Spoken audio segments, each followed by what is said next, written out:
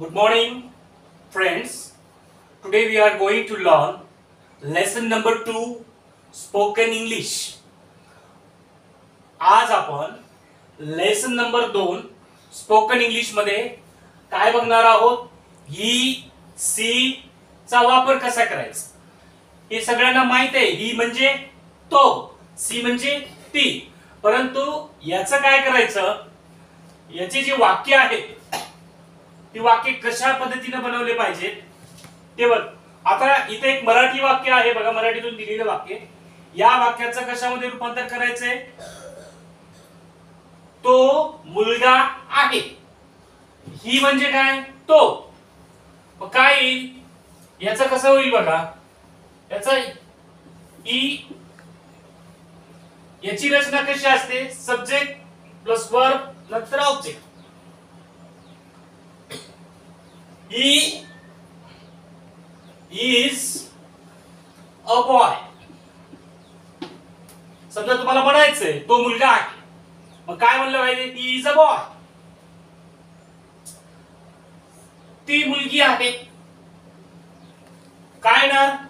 She is a girl.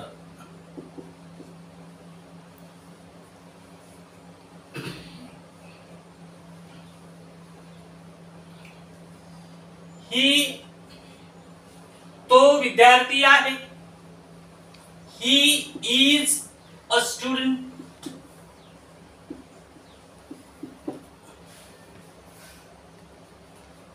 He is a student.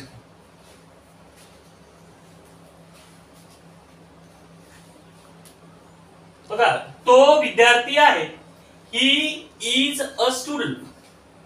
समजा तुम्हाला उद्देश म्हणायचे की तो विद्यार्थी आहे, त्याचा वापर कसा करायचा? He is a student. आता ती विद्यार्थिनी आहे. She is a student. तो डॉक्टर आहे. He is doctor. He is a doctor.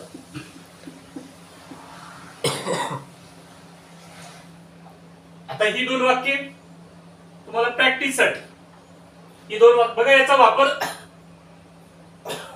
वाक्य बनवण्यासाठी केलं पाहिजे. थँक्यू.